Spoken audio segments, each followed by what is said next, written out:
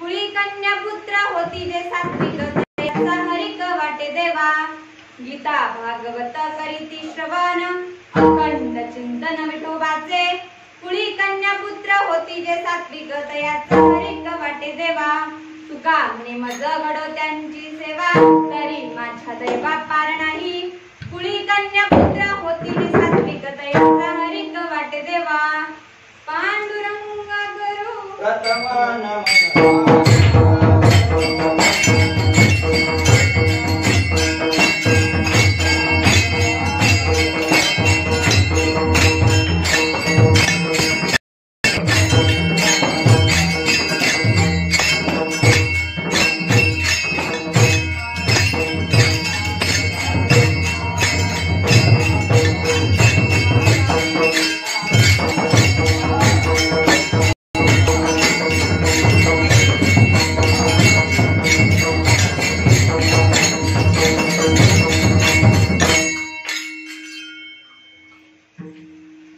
अलंकापुरी पुण्यभूमी पवित्र तेथे नांदतो ज्ञान राजा सुपात्र। तया आठविता महापुण्य राशी नमस्कार माझा सद्गुरु श्री ज्ञानेश्वरासी। ओम नमो ज्ञानेश्वराय।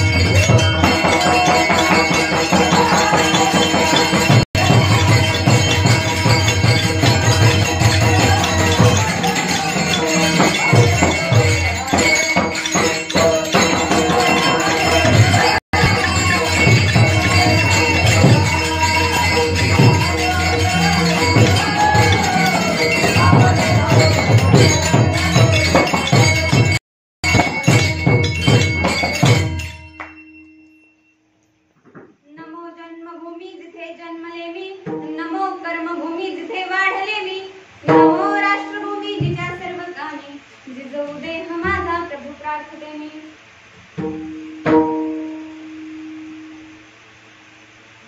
प्रस्तुत प्राप्त प्रसंगी कीर्तन रूपी सेवेसाठी घेतलेला अभंग जगद्गुरु संत तुकाराम महाराजांचा 4 चरणाचा असा अभंग आहे। कीर्तनाला सुरुवात करण्यापूर्वी थोडासा परिहार देते, तो असा की आज आषाढी एकादशी। आज या वर्षी बाबांचं 3रं पुण्यस्मरण या ठिकाणी संपन्न होत आहे। पाहता पाहता 3 वर्ष झाले बाबा आपल्या सर्वांना सोडून निघून गेले, पण त्यांची असलेली पुण्याई त्या पुण्यामुळे त्यांचं अस्तित्व आजही आपल्या सर्वांना पाहायला मिळत आहे. या ठिकाणी आपण सर्वजण जमलो याचं एकमेव कारण ते म्हणजे बाबा. बाबांच्या पुण्याईमुळे ही वास्तू उभी राहिली आणि या वास्तूला बाबांचं नाव देण्यात आलं आहे. माणूस जन्माला येतो, संसार करतो, तो संसार वाढवतो, पण संसाराच्या शेवटी उरतो काय तर फक्त शून्य. म्हणून साधू संत सुद्धा सांगतात की तुम्ही संसार करा, पण संसार करताना तुम्ही परमार्थ सुद्धा करा. कारण परमार्थ केल्याशिवाय आपल्याला ज्ञान मिळणार नाही किंवा आपल्याला पुण्यही मिळणार नाही. पुण्य कसं मिळवायचं किंवा पुण्य मिळवल्यानंतर काय होतं तर आपल्याला देवाचं नामस्मरण करायला मिळतं. अनेक जन्माचे सुकृत पदरी त्याच्या मुखी हरी पैठा होय. म्हणजे अनेक जन्माचं पुण्य आपल्या पदरात असेल तरच आपण देवाचं नामस्मरण करू शकतो किंवा देवाची भक्ती करू शकतो. म्हणून एवढं पुण्य करायचं आपल्याला. हे जे देवाने आपल्याला शरीर दिलं आहे तर त्यासाठी आपण काय केलं पाहिजे तर पुण्य मिळवलं पाहिजे, सत्कर्म केले पाहिजे, दान धर्म केले पाहिजे. आणि बाबांनी सुद्धा त्यांच्या आयुष्यामध्ये तेच केलं. सत्कर्म केले, पुण्य मिळवलं, दानधर्म केले.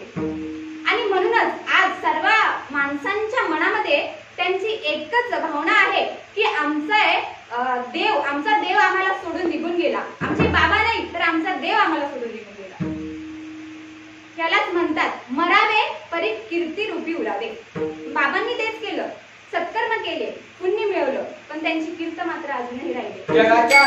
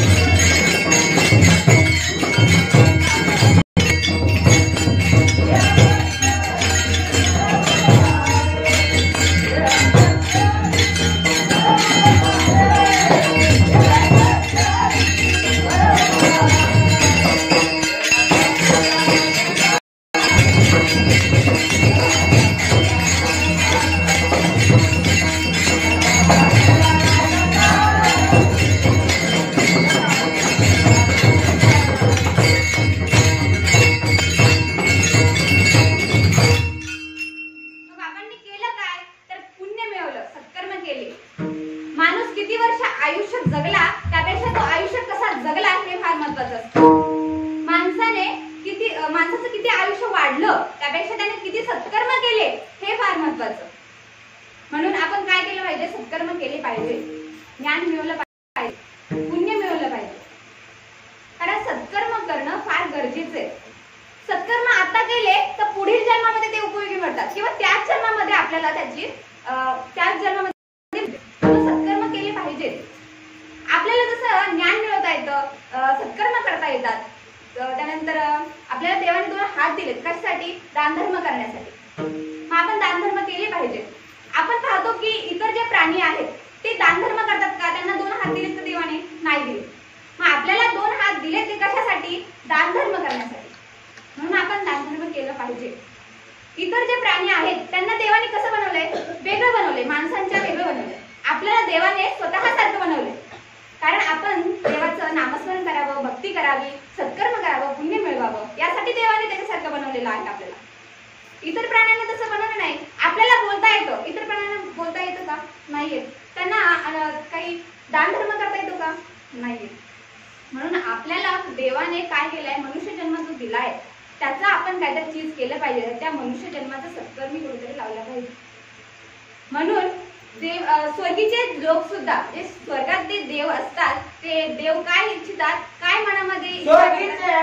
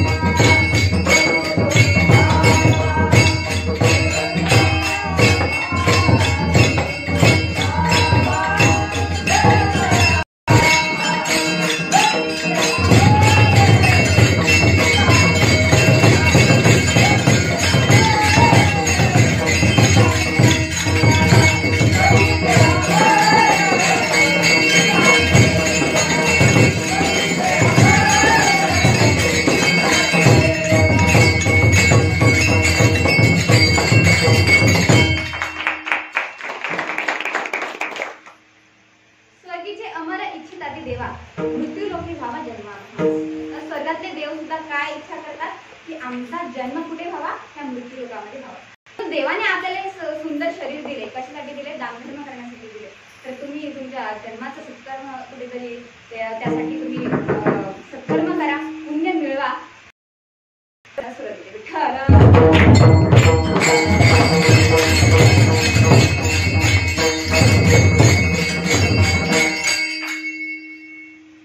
प्रस्तुत अभंगात जगद्गुरु संत तुकाराम महाराज अभंगाच्या पहिल्या चरणामध्ये सांगतात,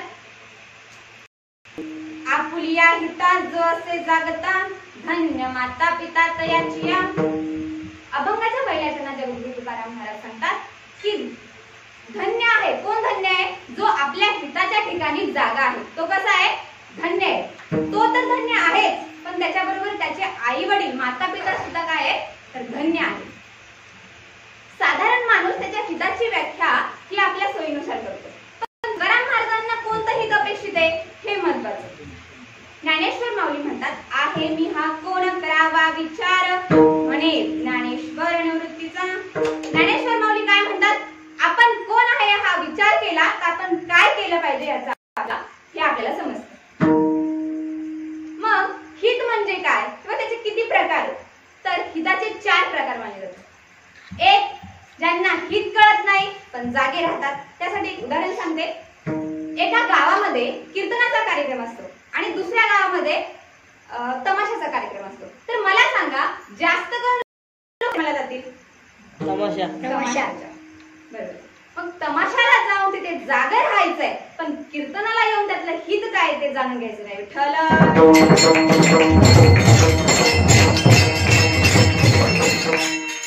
झाला पहिला प्रकार. त्यानंतर दुसरा प्रकार असा आहे, त्यांना हित कळतं पण जागे राहत नाही. असंच एका गावामध्ये एक आजीबाई राहायच्या. त्यांना भरपूर गोळ्या औषध होते, पण किती खाल्ली तरी पण त्यांना काही झोप लागत नव्हती. त्यांना समजतं की आपल्या गावामध्ये कथेचा कार्यक्रम आहे 7 दिवसाचा. मग त्या रोज कथेला जाऊ लागतात. पहिल्या दिवशी जातात, कथा चालू होते, एवढी सुंदर कथा ऐकायला बसतात. कथा चालू झाल्यानंतर त्यांना झोप लागते. नंतर कथा संपूर्ण संपते आणि आजीबाई उठतात. आजीबाईंना वाटतं, अरे एवढी चांगली कथा सांगितली की मला झोपच लागून गेली, मग आपण रोज कथेला यावं.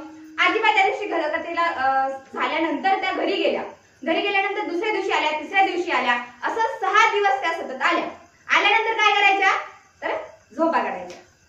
तर 6 दिवस त्यांनी असं केलं. 7व्या दिवशी आजीबाई आल्या, कथेला बसल्या, कथा ऐकायला बसल्या, पण ऐकली का? नाही ऐकली, तर झोपल्या. तर झोपून गेल्यानंतर कथा संपली. त्यांना वाटलं की अरे एवढी सुंदर कथा सांगत महाराज 7 दिवस आपण ऐकली, मग आपण महाराजांना काहीतरी त्याचं उत्तर द्यावं. एवढी भारी कथा सांगता म्हटल्यावरती आजीबाई महाराजांजवळ गेल्या आणि महाराजांना म्हणाल्या, महाराज तुम्ही एवढी सुंदर कथा सांगता की मला एवढी छान झोप लागली. मी एवढ्या गोळ्या खायची पण मला काही झोप लागत नव्हती, पण तुमची कथा ऐकली आणि मला झोप लागली. म्हणजे काय झालं? तर आजीबाईंना कथेला यायचं, ती ऐकायची, हेही समजलं, पण त्या जागा राहिल्या का? नाही. विठ्ठल.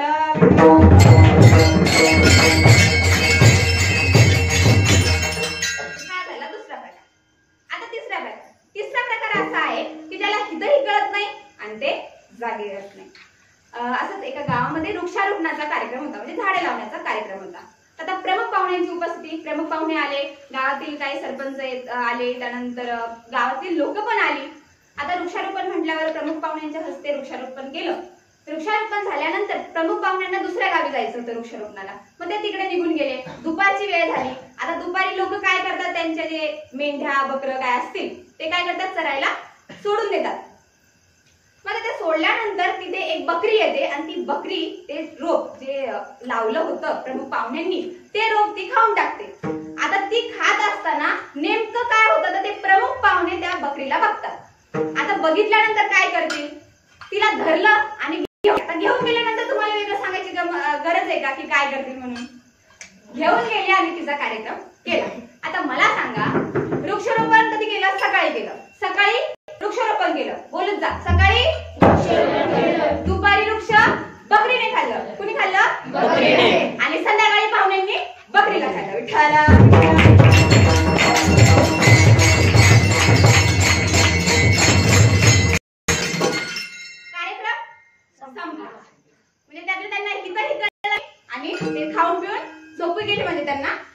जागेवर राहिली नाही। हा झाला तिसरा प्रकार। पण चौथा प्रकार असा आहे की ज्यांना हितही कळतं आणि ते जागेही राहतात। मग असे कोण ज्यांना हितही कळतं आणि ते जागेही राहतात? तर ते म्हणजे संत। मग संत कोण? तर संत ज्ञानेश्वर माऊली, संत तुकाराम महाराज, संत एकनाथ महाराज असे अनेक संत आहेत ज्यांना आपलं हितही कळतं आणि ते जागेही राहतात। मग आपण संत ज्ञानेश्वर माऊली यांचं जीवन चरित्र ऐकूया।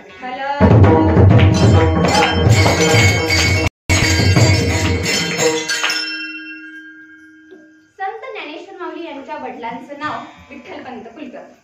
हे विठ्ठलपंत कुलकर्णी पैठण जवळील आपेगाव या ठिकाणी राहायचे। अत्यंत सुसंस्कारात ते लहानाचे मोठे झाले। त्यांना विठ्ठल भक्तीचं फार वेड होतं।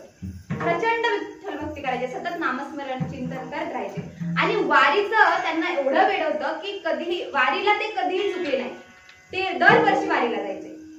मग असंच एक वर्षी वारी असताना विठ्ठलपंत आपेगावहून निघाले आणि आळंदीला आले। आळंदीला आल्यानंतर आता वारीसाठी आल्यानंतर राहायची सोय नाही म्हणून ते आळंदीमध्ये एका मंदिरामध्ये थांबले। तिथे दासोबा कुलकर्णी नावाचे एक ब्राह्मण आले। त्यांनी विचारपूस केली, कुठचे तुम्ही, कुठून आले आहात, तुमचं नाव काय? विठ्ठलपंतांनी सांगितलं, मी आपेगावहून आलोय आणि माझं नाव विठ्ठलपंत। असं म्हटल्यानंतर ते पंडित जे होते, ब्राह्मण जे होते, त्यांनी सांगितलं की तुम्ही आता एकटेच इथे राहणार तर आमच्या घरी चला, तुमचा पाहुणचार करतो। असं म्हटल्यानंतर विठ्ठलपंत त्यांच्याबरोबर घरी गेले। घरी गेल्यानंतर त्यांच्या मुलीने म्हणजे त्या ब्राह्मणाच्या मुलीने सुंदर असा स्वयंपाक केला। जेवण वगैरे झालं, बसले, बोलले आणि झोपी गेले। झोपी गेल्यानंतर त्या ब्राह्मणाच्या स्वप्नामध्ये देव आले आणि त्यांनी दृष्टांत दिला की तुझी मुलगी ह्या विठ्ठलपंतांना दे, म्हणजे त्या दोघांचं लग्न लावून दे।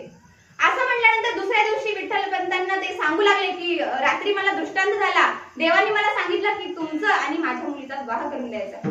पण विठ्ठलपंतांना खोटं वाटलं की अरे हे काही पण सांगतात आहे, खोटं सांगतात आहे, म्हणून ते म्हणले मला काय दृष्टांत दिला देवाने, मला द्यायला पाहिजे तेव्हा मी मान्य करेल। मग त्या रात्री पुन्हा त्या दिवशी विठ्ठलपंत पण तिथेच राहिले। तिथे राहिल्यानंतर त्या दिवशी विठ्ठलपंतांच्या स्वप्नामध्ये देव आले आणि देवाने सांगितलं की तुम्ही ह्या मुलीशी, म्हणजे त्या मुलीचं नाव म्हणजे रुक्मिणी माता, त्या रुक्मिणीशी तुम्ही काय करा, विवाह करा। झाला, आता ह्यांनाही दृष्टांत झाला। ह्यांना दृष्टांत झाल्यामुळे त्यांनी विवाहासाठी ते तयार झाले। ह्या दोघांचं एकदम थाटामाटामध्ये लग्न झालं। ते आळंदी गावामध्येच राहू लागले। कोण? विठ्ठलपंत आणि रुक्मिणी माता आळंदी गावामध्ये राहू लागले। आता विठ्ठलपंतांना पहिलंच लग्न करायचं नव्हतं म्हणून त्यांचं मन संसारामध्ये काही रमेना। ते सतत रुक्मिणीकडे म्हणायचे की रुक्मिणी मला संन्यास घ्यायचा आहे, मला संसार करायचा नाही, माझं मन संसारामध्ये लागत नाही। पण रुक्मिणी मातेला त्यांना संन्यास घेऊ द्यायचा नव्हता म्हणून ते सतत आडकाठी करायच्या, सतत नाही नाही असं म्हणायचं। पण काही केल्या विठ्ठलपंत ऐकत नव्हते। ते सतत रुक्मिणी माता करायची की मला संन्यास घ्यायचा आहे, मला अनुमती दे, संन्यास घ्यायचा आहे। पण रुक्मिणी माता काय ऐकत नव्हत्या। एके दिवशी प्रचंड राग आला रुक्मिणी मातेंना आणि त्यांनी सांगितलं तुम्हाला संन्यास घ्यायचा आहे ना, घ्या, तुम्ही संन्यास घेऊ शकता असं म्हटल्या आणि त्या क्षणी विठ्ठलपंत घरातून निघाले आणि त्यांनी रामानंद स्वामी यांच्याकडे संन्यास घेतला। आता रामानंद स्वामींकडे संन्यास घेतल्यानंतर ते तिथेच राहू लागले त्यांच्या मठामध्ये। एके दिवशी रामानंद स्वामी यात्रेनिमित्ताने आळंदी गावाला आले। तेव्हा रुक्मिणी माता सिद्धेश्वराच्या मंदिरामध्ये दर्शन घेत होत्या आणि पिंपळाच्या झाडाला वेढा म्हणजे फेऱ्या मारत होत्या। तिथे एक पिंपळाचं झाड होतं, त्या पिंपळाच्या झाडाला वेढ्या मारत होत्या। तर त्या पिंपळाच्या झाडापाशी येऊन ते रामानंद स्वामी बसले। आता बसल्यानंतर आता स्वामी आले ते म्हटल्यावर त्यांचं दर्शन घेतलं पाहिजे। रुक्मिणी माता त्यांच्या जवळ गेल्या, त्यांचं दर्शन घेतलं। रामानंद स्वामींनी त्यांना अष्टपुत्र सौभाग्यवती भव असा आशीर्वाद दिला। मग असा आशीर्वाद दिल्यानंतर रुक्मिणी मातेला हसायला आलं। त्या रामानंद स्वामींनी विचारलं काय झालं, तू का हसतेस? तेव्हा रुक्मिणी माता म्हणाल्या की स्वामी तुम्ही मला जो आशीर्वाद दिलाय तो खराय, पण माझे पती माझ्या जवळ नाही, मग त्यांनी संन्यास घेतलाय असं म्हटलं। मग रामानंद स्वामींनी विचारलं की कोण आहे तुझा पती, त्याचं नाव काय, तो कसा दिसतो, त्याचं वर्णन मला सांग। मग रुक्मिणी मातेने सेम जसे विठ्ठलपंत आहेत तसं वर्णन सांगितलं, त्यांचं नाव सांगितलं काय आहे ते। मग त्यांना आठवलं अरे आपल्याकडे ज्याने संन्यास घेतलाय तो तर हा नसेल ना। मग पुन्हा रामानंद स्वामी त्या क्षणी उठले आणि त्यांच्या आश्रमामध्ये मठामध्ये गेले आणि विठ्ठलपंतांना सांगितलं की तू काय कर, तू आळंदी गावाला जा आणि हा संन्यास सोडून दे, आळंदी गावाला जा आणि पुन्हा तुझं संसार सुरू कर, कारण तुझ्या पत्नीला मी अष्टपुत्र सौभाग्यवती भव असा आशीर्वाद दिलेला आहे आणि माझा आशीर्वाद कधी खोटा ठरत नाही. मग आता गुरूंचा आदेश पाळण्याकरता विठ्ठलपंतांनी संन्यास सोडला आणि ते आळंदी गावाला गेले. आळंदी गावाला गेल्यानंतर ते पुन्हा संसार करू लागले. पण गावातले लोक जे होते ते अतिशय उर्मट आणि क्रूर होते. त्या लोकांनी विठ्ठलपंतांना आणि रुक्मिणी मातेला वाळीत टाकलं. कारण विठ्ठलपंतांनी संन्यास सोडून पुन्हा ते काय करू लागले होते? संसार करू लागले. काय करू लागले होते? संसार करू लागले. म्हणून गावातल्या लोकांनी काय केलं? त्यांना वाळीत टाकलं. काय केलं? वाळीत टाकलं. मग कालांतराने त्यांना 4 मुलं झाली. ती 4 मुलं निवृत्ती, ज्ञानदेव, सोपान काका आणि मुक्ताबाई. कोणते 4 मुलं? निवृत्ती, ज्ञानदेव, सोपान काका आणि मुक्ताबाई. कालांतराने त्यांना 4 मुलं झाली. आता हळूहळू मुलं मोठी होत गेली. मुलं मोठी झाल्यानंतर ब्राह्मणांमध्ये मुंज करतात. मग त्यांची मुंज करण्याची वेळ आली. मग मुंज करायची तर गावातल्या ब्राह्मणांना सांगावं लागेल, त्यांची अनुमती घ्यावी लागेल. म्हणून विठ्ठलपंत गावातल्या ब्राह्मणांकडे गेले आणि ब्राह्मणांना सांगितलं की माझी मुलं मोठी झाली, आता त्यांची काय करायची आहे? मुंज करायची आहे. पण ब्राह्मण म्हणाले की आम्ही संन्यासाच्या मुलाची मुंज करत नाही, असं ब्राह्मणांनी सांगितलं. मग आता काय करावं लागेल? विठ्ठलपंतांनी विचारलं तर म्हणाले की तुम्हाला जर तुमच्या मुलांची मुंज करायची असेल तर तुम्हाला देहांत प्रायश्चित्त घ्यावे. आता असं म्हटल्यानंतर विठ्ठलपंतांना त्यांच्या पायाखाली जमीन सरकली. ते घरी आले. घरी आल्यानंतर त्यांच्या पत्नीला म्हणजे रुक्मिणी मातेला सांगितलं, रुक्मिणी आपल्या मुलांची जर असेल तर आपल्याला देहांत प्रायश्चित्त करावं लागेल. असं म्हटल्यानंतर रुक्मिणी माता तयार झाल्या, कारण मुलांची मुंज करणं खूप गरजेचं होतं. म्हणून रुक्मिणी माता तयार झाल्या. त्या रात्री सगळ्या 4 भावंडांना झोपवलं आणि शांतपणे ते 2 जण गेले आणि त्यांनी देहांत प्रायश्चित्त घेतलं.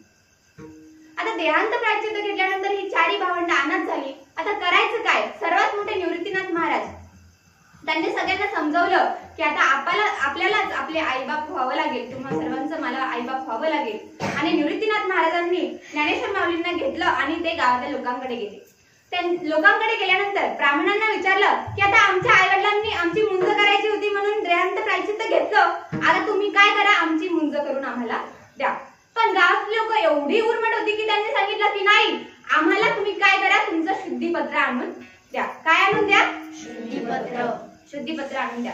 आता शुद्धीपत्र आणायचं म्हटल्यावरती कुठे जावं लागतं? पैठणला. मग पैठणला तुम्ही जावा आणि तुमचं शुद्धीपत्र आणा. मग असं म्हटल्यानंतर ज्ञानेश्वर माऊली त्यांची भावंड ते पैठणला निघाले. पैठणला पोहोचल्यानंतर तिथले ब्राह्मण त्यांना बोलू लागले.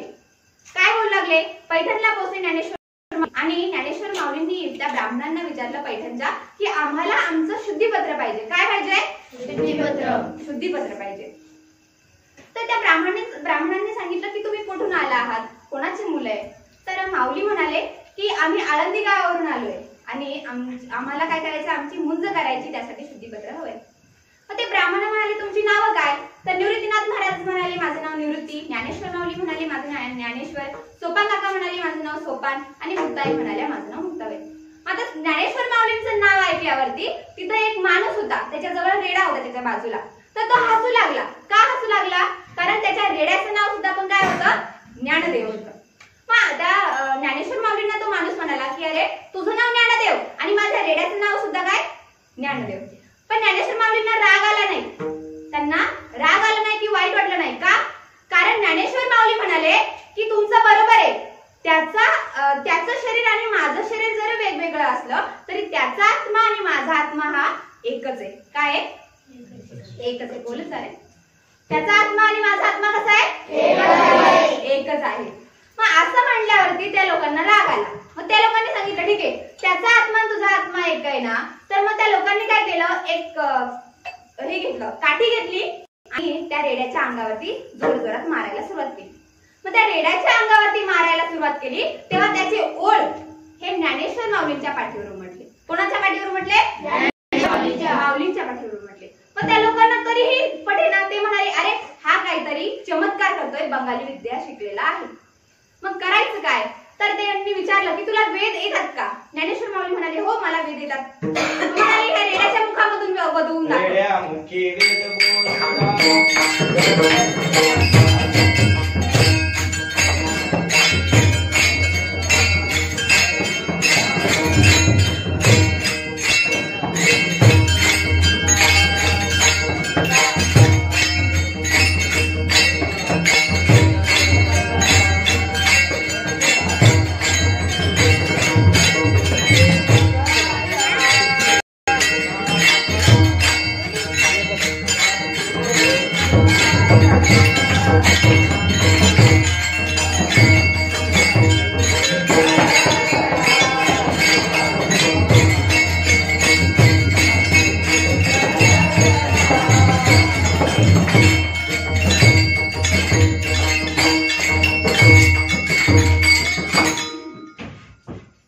रेड्या मुखी भेद वदविला, गर्व द्विजनांचा हरविला, शांती रूपी प्रकटला ज्ञानदेव माझा.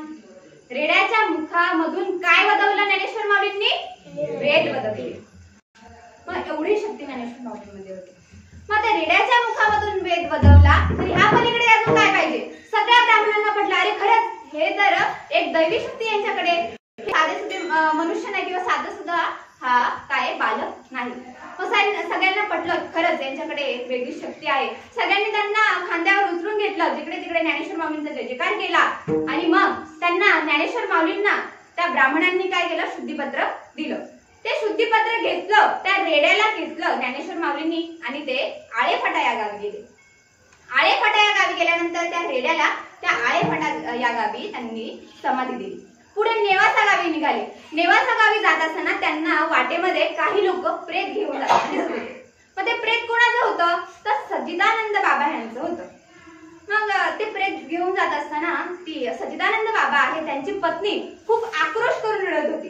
तिला माहित होतं ज्ञानेश्वर माऊलींची कीर्ती तिने ऐकलेली होती. ती धावत ज्ञानेश्वर माऊलींकडे गेली आणि माऊलींना म्हणाली, माऊली तुम्हीच काहीतरी करा, माझ्या पतीचे प्राण वाचवा, त्यांना पुन्हा जिवंत करा.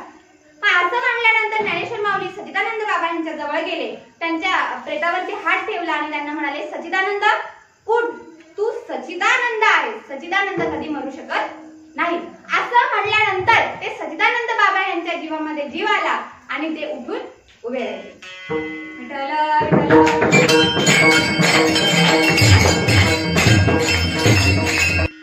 ते उठून उभे राहिले.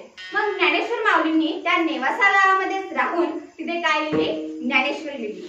ज्या खांबाला टेकून ज्ञानेश्वर माऊलींनी ज्ञानेश्वरी लिहिली त्या खांबाचं सुद्धा मंदिर आहे.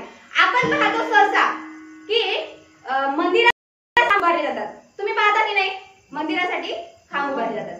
पण एका खांबासाठी मंदिर उभारलेलं आहे नेवासा गावामध्ये. मग एवढं ज्ञानेश्वर माऊलींनी काय केलं? त्या खांबाला टेकून ज्ञानेश्वरी सांगितली आणि ती लिहिली कोणी?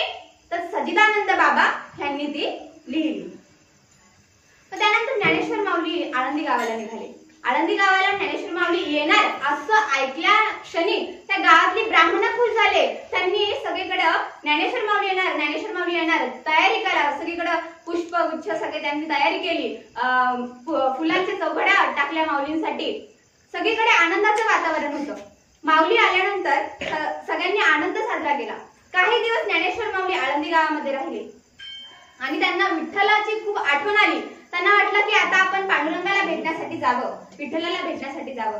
असं म्हणल्यानंतर ज्ञानेश्वर माऊली आणि त्यांची भावंड पांडुरंगाला भेटण्यासाठी पंढरपुराला गेले आणि पांडुरंगाला सांगितलं, पांडुरंगा आता ज्या कामासाठी मी या पृथ्वीवरती या मृत्यूलोकामध्ये अवताराला आलो होतो ते काम, ते कार्य आता माझ्याकडून झालं आहे. तर आता तू काय कर, तर मला समाधी घेण्याची अनुमती दे. पांडुरंग परमात्म्यांना वाईट वाटलं की आता ज्ञानेश्वर माऊली समाधी घेणार म्हणून त्यांना वाईट वाटलं. पांडुरंग परमात्म्यांनी सांगितलं की ज्ञानदेवा तू ह्या पंढरपुरामध्ये समाधी घेऊ नकोस, तू आळंदी गावामध्ये समाधी घे. कारण ज्ञानेश्वर माऊलींनी वेगवेगळ्या रूपामध्ये 108 वेळा इथे आळंदी गावामध्ये समाधी घेतलेली आहे. म्हणून पांडुरंगांनी सांगितलं की तू तिथेच समाधी घे. मग असं म्हणल्यानंतर पांडुरंग परमात्म्याचा निरोप घेतला आणि ज्ञानेश्वर माऊली पुन्हा आळंदी गावाला आले. आळंदी गावाला आले, काही दिवस उलटून गेले. ज्ञानेश्वर माऊली ज्या दिवशी समाधी घेणार तो दिवस आला. सगळ्यांनी एकदम जल्लोषात तयारी केली. फुलांच्या पायघड्या टाकल्या, गुढी उभारल्या, रांगोळ्या काढल्या. ज्या ठिकाणी ज्ञानेश्वर माऊली समाधी घेणार त्या ठिकाणची जागा धूपदीप आणि गोमूत्र शिंपून, गुलाबजल शिंपून सगळं पवित्र करून घेतली. माऊली आता समाधी होणार म्हणून सगळे देव दूत, सगळे साधू संत, साक्षात पांडुरंग परमात्मा आणि रुक्मिणी माता सुद्धा त्यांना समाधी देण्यासाठी आल्या. आता रुक्मिणी माता विचारलं पांडुरंगाला, पांडुरंगा की ज्ञानेश्वर माऊली एवढे मोठे संत आहेत का, त्यांच्यासाठी तुम्ही सुद्धा रडतायत. आता माऊली समाधी घेणार म्हणून पांडुरंग परमात्मा आणि सगळे लोक रडू लागले. तेव्हा देव सांगू लागले रुक्मिणीला, देव म्हणते रुक्मिणी हा एकची योगी देखिला नयनी. देव म्हणू लागले रुक्मिणी हा एकच साधू, एकच योगी असा पाहिला आहे की ज्याचं सोडून जाणं मला फार याचं दुःख होतंय, म्हणून माझ्या डोळ्यातून आज अश्रू येत आहे. सगळे ढसाढसा रडू लागले.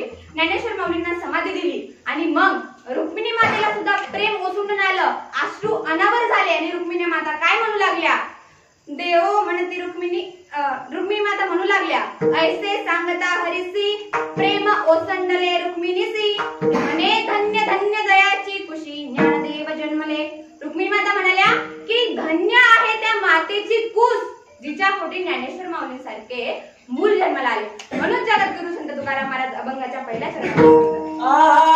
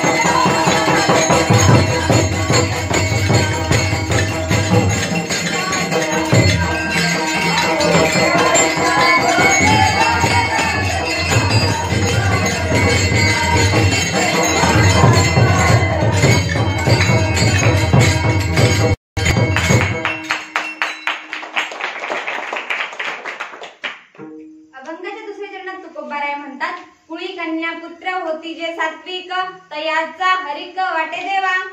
कुळी म्हणजे कुळ, कन्या म्हणजे मुलगी आणि पुत्र म्हणजे जो पित्रांचा उद्धार करतो त्याला पुत्र असे म्हणतात.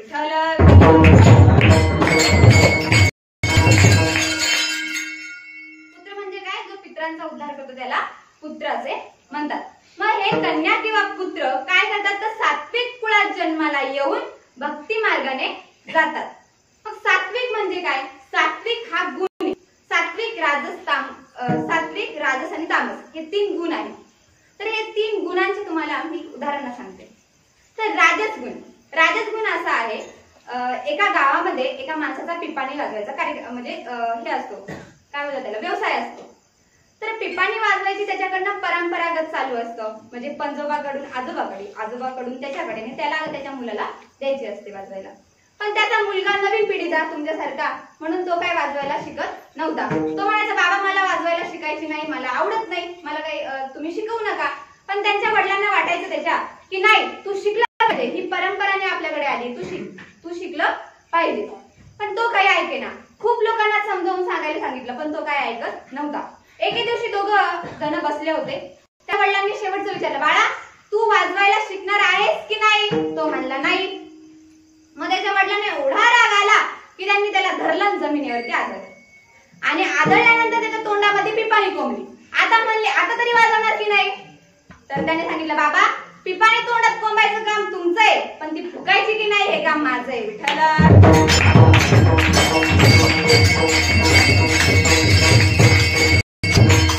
हा झाला राजस. आता तामस गुण असा आहे की असंच आपल्या गावासारखं गाव होतं खेडेगाव, तिथं शेतीशिवाय दुसरा काही व्यवसाय नव्हता. शेतीशिवाय दुसरा व्यवसाय नव्हता. बोलत जावा रे, व्यवसाय नव्हता. मग करायचं काय? कसं पैसा पाणी कमवायचा? म्हणून त्यांनी ठरवलं आपण विदेशाला जायचं. 3 मित्र होते. आपण काय करायचं? विदेशाला जायचं आणि ते पैसा कमवायचा. मग ते गेले, भरपूर वर्ष 5-6-10 वर्ष थांबले. त्यांनी भरपूर पैसा वगैरे कमवला, भरपूर धन कमवलं आणि पुन्हा त्यांना गावाकडे येण्याची आस लागली, ओढ लागली. आता गावाला जायचं म्हटल्यावर आता एवढं सगळं कमवले, धंदा मग हे घेऊन कसं जायचं गावाकडे. म्हणून त्यांनी एक छोटस जहाज विकत घेतलं तिघांनी आणि त्या जहाजात जे काही त्यांचं सामान होतं, जे काही धनदौलत होती ती सगळी त्या जहाजामध्ये टाकली आणि निघाले ते समुद्रामधून परतीच्या वाटेला त्यांच्या गावाकडे जायला. मग अर्ध्या रस्त्यामध्ये आल्यानंतर एक मोठं चक्रीवादळ आलं आणि त्या चक्रीवादळात त्यांची बोट उलटली. पण सुदैवाने ते तिघ जण वाचले. एका लाकडाच्या मुंडक्यावरती ते हळूहळू एक छोट्याशा बेटावरती म्हणा किंवा एका जागेवरती येऊन पोहोचले. पण तिथे आल्यानंतर तर खायला प्यायला काही नव्हतं. मग आता मला सांगा, माणसाला माणूस कामी नाही आलं किंवा कोणी आवाज दिला तरी कामी नाही आलं तर माणसाला कोण आठवतं? देव आठवतो. कोण आठवतं? देव आठवतो. म्हणून त्यांना पण देव आठवला. मग त्यांनी भगवान शंकराचं खूप कडक तप केलं. आता खायला प्यायला नव्हतं तर मग त्यांनी काय केलं? खूप कडक तप केलं. पहिल्या माणसाला देव प्रसन्न झाले, भगवान शंकर. त्यांनी विचारलं, काय पाहिजे तुला? त्या माणसाने सांगितलं, देवा मला दुसरं काही नको, फक्त मला माझ्या घरी सुखरूप पोहोचव. असं म्हणल्यानंतर देव तथास्तु म्हणाले. तो त्याच्या घरी पोहोचला सगळं सुखरूप. दुसऱ्या माणसाला देव प्रसन्न झाले. त्याला विचारलं, तुला काय पाहिजे? त्याने सांगितलं, देवा मला दुसरं काही नको, मला माझ्या घरी पोहोचव. पण तिसरा माणूस जरा आळशी होता म्हणून त्याला देव जरा लेट प्रसन्न झाले. मग तिसऱ्या माणसाला थोड्या दिवसांनी प्रसन्न झाल्यानंतर देवाने विचारलं, आता तुला काय पाहिजे रे? तर त्या माणसाने विचारलं, देवा माझे 2 जण मित्र एवढं जीवलग मला एकट्याला टाकून इथून निघून गेले. आता तू काय कर, त्या दोघांना पुन्हा माझ्यापाशी घेऊन ये. विठ्ठल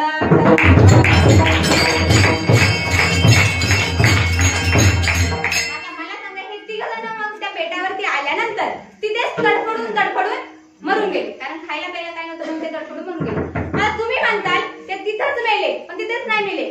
ते 3 मित्र आपल्या शरीरामध्ये ते कोणत्या रूपाने आले? काम, क्रोध आणि लोभ ह्या 3ही रूपामध्ये माणसाच्या शरीरामध्ये ते असतात आणि ते माणसाच्या शरीराला घातक असतात. विठ्ठल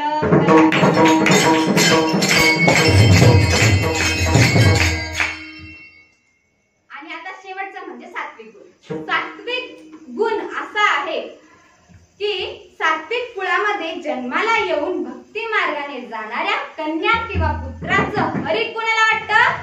देवाला वाटतं. मग अशी सात्विक कन्या कोण किंवा सात्विक पुत्र कोण? तर अनेक सात्विक कन्या आणि पुत्र आहेत. हे जे संत आहेत, संत ज्ञानेश्वर माऊली, संत तुकाराम महाराज किंवा संत मुक्ताबाई, संत जनाबाई, हे जे कोण आहेत ते कोण आहेत? सात्विक आहेत. सात्विक कुळात जन्माला आलेले पुत्र आणि कन्या आहेत. तर अशीच सात्विक कुळात जन्माला आलेली संत मीराबाई हिचं जीवन चरित्र आपण ऐकूया. विठ्ठल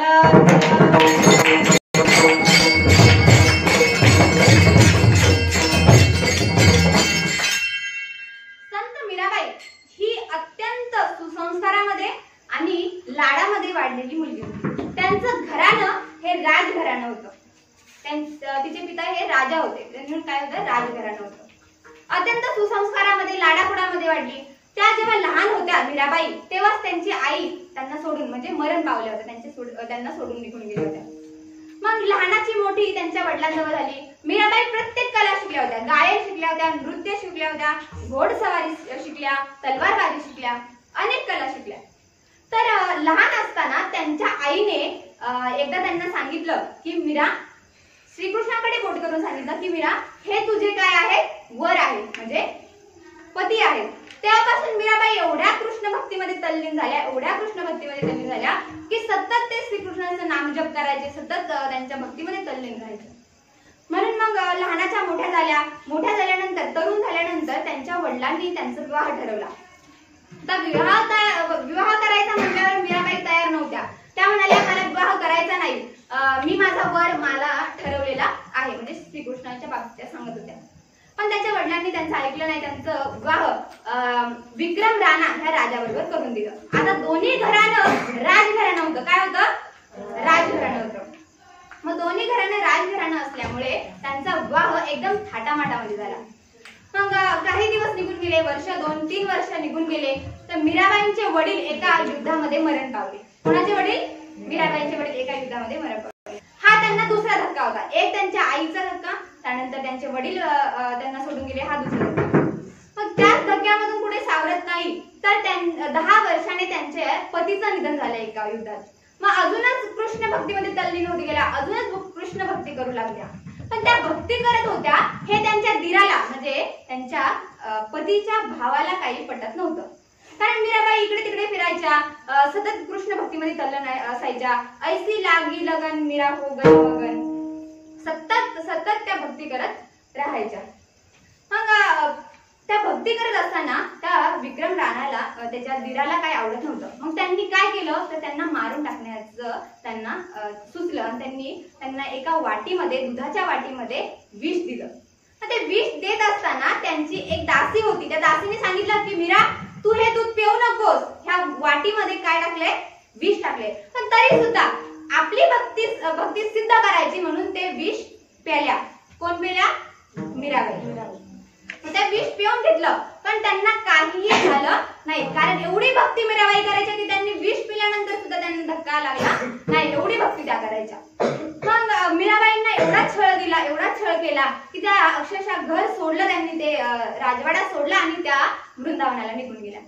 मग वृंदावनाला गेल्यानंतर तिथे एका मंदिरामध्ये, श्रीकृष्णाच्या मंदिरामध्ये त्या राहू लागल्या. तिथे जप करायच्या, तिथे नामस्मरण करायच्या, तिथेच राहायच्या, तिथेच झोपायच्या. मग हे त्यांच्या दिराला समजलं की अरे ही वृंदावनाला गेली आणि तिकडे जी श्रीकृष्णामध्ये भक्ती करते श्रीकृष्णाची, तिकडेच श्रीकृष्णामध्ये ती विलीन होऊन गेली आहे. मग हेही त्याला बघवलं नाही. त्याला वाटतं ही आपली अपकीर्ती करते. म्हणून त्या राजाने एका म्हणजे 2-3 ब्राह्मणांना घेतलं आणि स्वतः ते वृंदावनाला गेले. वृंदावनाला गेल्यानंतर मीराबाईंना म्हणाले की तुम्हाला आमच्या बरोबर आता पुन्हा आपल्या घरी यावं लागेल, राज्यामध्ये यावं लागेल. पण मीराबाई तयार होत नव्हत्या. मग ते ब्राह्मण म्हणाले की तुम्ही जर आमच्या बरोबर आले नाही तर आम्ही आमचं अन्न पाणी त्यागू. मीराबाईंना समजेना काय करायचं. मीराबाई म्हणाल्या ठीक आहे, आपण दुसऱ्या दिवशी निघूया. त्या रात्री मीराबाई जेव्हा सगळे लोक झोपले तेव्हा मीराबाई श्रीकृष्णाच्या मंदिरामध्ये गेल्या, तिथे भक्ती करू लागल्या आणि देवाला त्या आळवू लागल्या, त्यांचं नामस्मरण करू लागल्या. आणि नामस्मरण करता करता करता करता मीराबाई श्रीकृष्णाच्या मूर्तीमध्ये विलीन झाल्या. पण त्या विलीन होताना त्यांची ओढणी मात्र श्रीकृष्णाच्या चरणाजवळ पडली. पण दुसऱ्या दिवशी जेव्हा लोकांनी पाहिलं मीराबाईंना, तेव्हा सगळे शोधत होते, तेव्हा त्यांना दिसलं की मीराबाईंची ओढणी ही श्रीकृष्णाच्या चरणाजवळ पडलेली आहे. आणि त्यांना समजलं की श्रीकृष्णाच्या मूर्तीमध्ये मीराबाई विलीन झाल्या. म्हणून अशी कन्या सात्विक कुळात जन्माला येऊन ती भक्ती मार्गाने जाते, तेव्हा जगद्गुरु संत तुकाराम महाराज अभंगाच्या दुसऱ्या चरणामध्ये